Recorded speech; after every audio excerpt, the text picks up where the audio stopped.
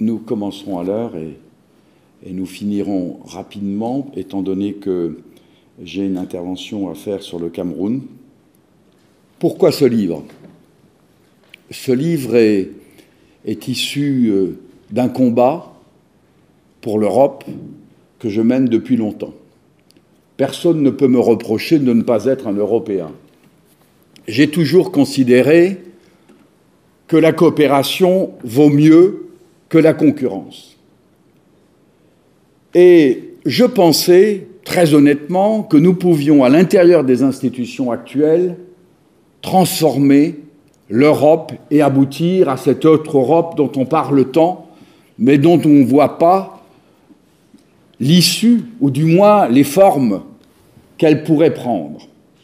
Dans ce cadre-là, il m'a paru donc important de témoigner et de dire que l'autre Europe, celle dont on parle tant, celle que veulent, avec plus de solidarité, tous les autres partis politiques, plus de social ou plus de liberté, ne verra pas le jour à l'intérieur des institutions actuelles.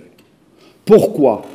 Parce que les institutions sont fortement organisées à partir de leur logique propre. Et les logiques propres des institutions actuelles, c'est le marché, la concurrence et la monnaie.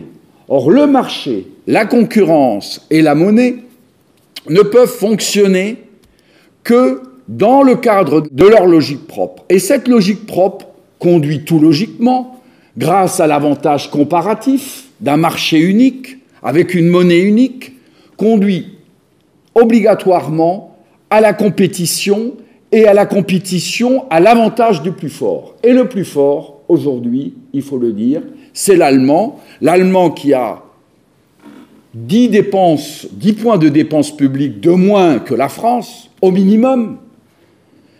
Les entreprises allemandes qui paient 2 fois moins d'impôts, tout confondu, que les entreprises françaises. Et donc, dans ce processus de construction européenne, dont je rappelle quand même que l'Europe a été voulue surtout pour éviter la guerre, eh bien, dans ce processus de construction européen, l'Europe, dans le cadre des institutions actuelles, se construit à l'avantage de l'Allemagne dans une France qui a perdu sa compétitivité et qui ne pourra jamais, dans le cadre actuel, rattraper l'Allemagne. Pourquoi?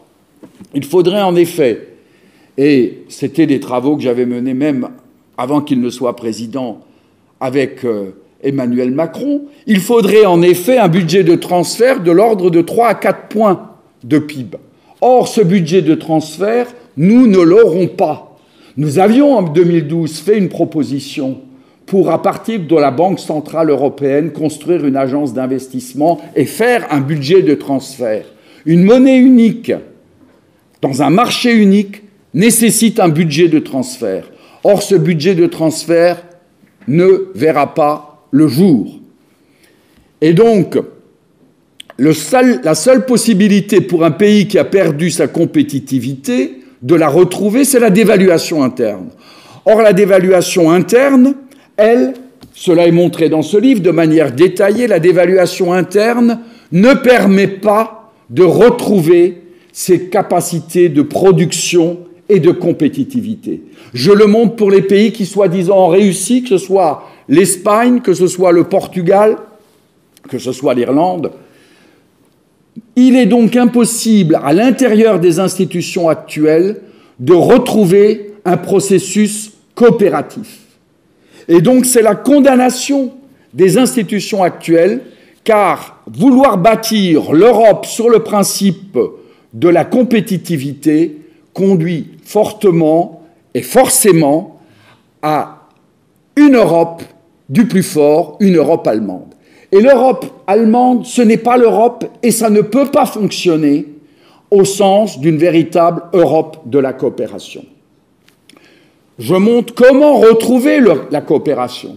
Je fais des propositions à l'intérieur des institutions actuelles pour essayer de sauver le système. Ces propositions sont détaillées, donc on ne peut pas me dire que c'est la politique du pire. Mais je sais que le système ne sera pas capable, malheureusement, de se remettre en question.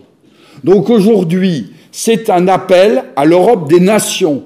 C'est une description de ce que serait au niveau institutionnel et au niveau économique cette Europe des nations. L'autre Europe dont tout le monde parle se fera dans le cadre de l'Europe des nations. Car il faut sortir du principe de concurrence pour retrouver le principe de la coopération. Et le principe de la coopération des nations. Car c'est que sur une base claire, ayant dit ses intérêts, ne cachant pas sa politique d'intérêt national derrière l'Europe, il faut être franc sur ses intérêts, qu'il est possible de construire effectivement une solidarité et également un compromis. Mais le compromis ne peut jamais aller contre les intérêts nationaux, car sinon il serait bancal. Et c'est sur cette base-là qu'il faut donc que nous repensions l'Europe d'un point de vue institutionnel, mais également, surtout, d'un point de vue économique. Je finis ma conclusion et surtout d'ordre philosophique. Ne croyez pas que la finance a pris le pouvoir, au sens qu'il y aurait une sorte de complot. Elle a pris le pouvoir tout simplement parce que fondamentalement notre société, et cela se voit dans les institutions européennes actuelles, notre société s'est fondée sur la richesse. L'objectif de la société, c'est avoir plus. Toutes nos institutions européennes reflètent ceci.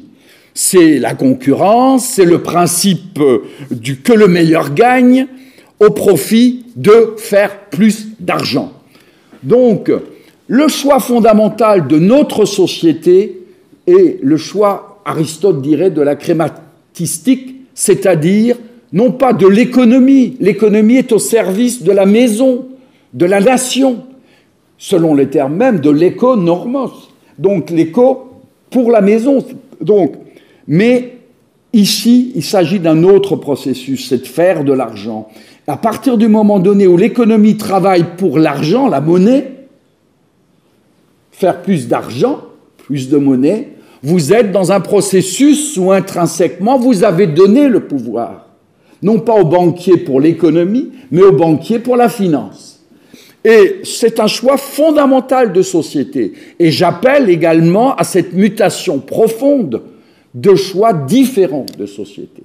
Je montre également que depuis le contrat social de Rousseau, la société est fondée sur l'individualisme, sur quelque chose qui est un contrat social qui n'a jamais vu le jour. À partir du moment donné où votre société est fondée sur ce contrat social de la Robinsonade, comme l'appelle Marx, c'est-à-dire de l'individu isolé qui rencontre un autre individu isolé avec lequel il fait un contrat à partir de rien, vous perdez l'identité, vous perdez l'histoire, vous perdez la culture, vous perdez la nation. Donc il y a un processus beaucoup plus en profondeur, issu du contrat social de Rousseau, qui fait que nous avons perdu l'identité, que nous avons perdu la culture, que nous avons perdu la nation, et que si nous ne retrouvons pas fondamentalement les bases mêmes d'un nouveau contrat social, qui lui est le contrat des peuples, contrairement à la Robinsonade du contrat social, nous ne pourrons pas également trouver et construire cette autre Europe. Donc il faut sortir des institutions actuelles, il faut retrouver des fondamentaux humains et sociaux que font les peuples, qui font les familles, qui font les peuples, qui font les nations, pour à partir de là construire une Europe des nations qui n'est pas chimérique, qui est détaillée dans ce livre, et sur cette base-là, nous pourrons enfin retrouver l'Europe de Strasbourg contre l'Europe de Bruxelles. Car l'Europe de Strasbourg, de quoi s'agit-il?